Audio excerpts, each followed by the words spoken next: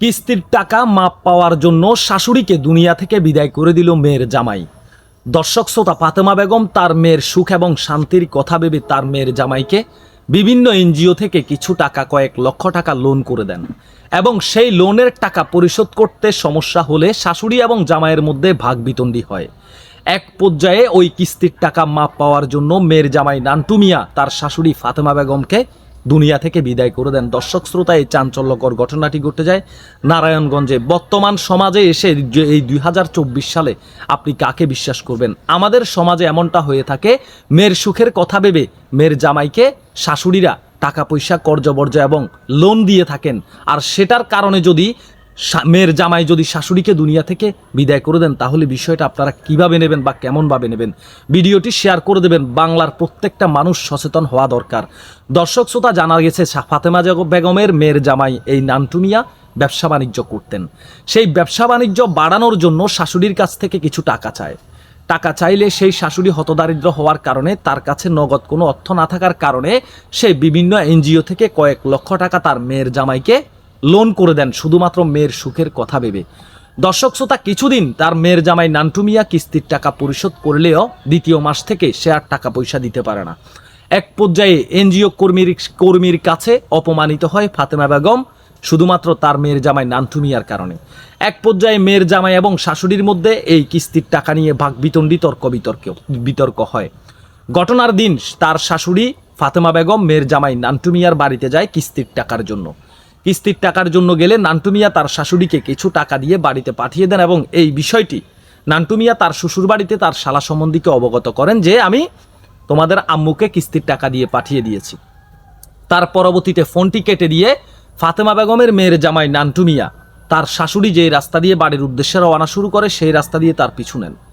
এক পর্যায়ে নির্জন একটি জায়গায়, মানবহীন একটি জায়গায় গেলে সেখানে তার শাশুড়িকে সে ধরে শ্বাসরোধ করে দুনিয়া থেকে বিদায় করে দিয়ে রাস্তার পাশে একটি ঝোপঝাটের মধ্যে ফেলে দেন। দর্শক শ্রোতা, তার পরবর্তীতে এই নান্টু মিয়া বাড়িতে চলে যান। এদিকে নান্টু মিয়ার শাশুড়িকে নান্টু মিয়ার শালা সম্বন্ধী খুঁজতে থাকেন। না পেয়ে বোনের জামাই নান্টু মিয়াকে কল করেন যে আমার আম্মু কোথায়। জবাবে নান্টু মিয়া বলেন আমি জানি না, আমি টাকা পয়সা দিয়ে পাঠিয়ে দিয়েছি। এর ভিতরে খুঁজাখুঁজির এক পর্যায়ে পরের দিন ঝোপঝাটের ভিতরে এলাকাবাসী নান্টু মিয়ার শাশুড়ি এই ফাতেমা বেগমের নিথর দেহটি পড়ে থাকতে দেখে এবং বিষয়টি জানাজানি হলে ফাতেমা বেগমের ছেলে দুইজন ছুটে আসে ঘটনাস্থলে এবং পুলিশ প্রশাসনের কাছে অবগত করেন বিষয়টি। পুলিশ প্রশাসন ঘটনাস্থলে এসে তদন্ত করেন এবং প্রযুক্তির মাধ্যমে আসামিকে শনাক্ত করেন এবং মেয়ের জামাই নান্টু মিয়াকে গ্রেপ্তার করতে সক্ষম হন। দর্শক শ্রোতা, এই বিষয়টা থেকে আমাদের অনেক কিছু জানা আছে। রিকোয়েস্ট থাকবে আপনাদের কাছে ভিডিওটি শেয়ার করে দেবেন। বর্তমান সমাজে 100%-এর ভিতরে 40% এমনটা হয়, মেয়ের জামাইয়ের সুখ শান্তির কথা ভেবে অনেক শাশুড়ি বিভিন্ন এনজিও থেকে মেয়ের জামাইকে টাকা পয়সা লোন করে দেন এবং সুদের উপরে টাকা নিয়ে দেন, শুধুমাত্র মেয়ের সুখে শান্তির কথা ভেবে। মেয়ের জামাই যদি স্বাবলম্বী হন বা এস্টাবলিশড হন, তাহলে তার মেয়ে সুখে থাকবে, শুধু এই কথাটি ভেবে।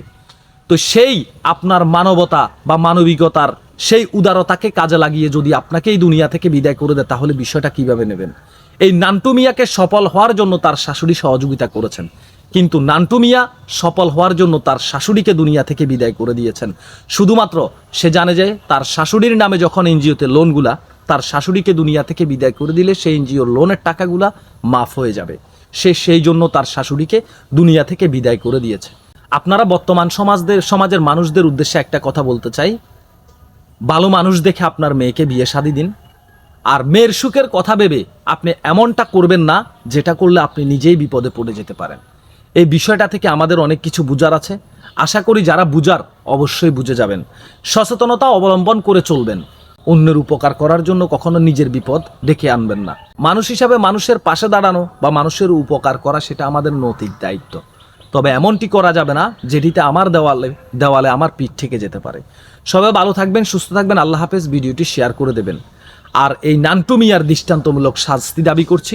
এই নান্টু মিয়া যে তার শাশুড়িকে কিস্তির টাকা মাপ পাওয়ার জন্য নির্মমভাবে দুনিয়া থেকে বিদায় করে দিয়েছে, এই নান্টু মিয়াকে যেন আইনের সর্বোচ্চ সাজার আওতায় নিয়ে আসা হয়। ভালো থাকবেন, সুস্থ থাকবেন। আল্লাহ হাফেজ। ভিডিওটি শেয়ার করে দেবেন এবং ফেসবুক পেজ থেকে দেখে থাকলে ফলো করে দেবেন।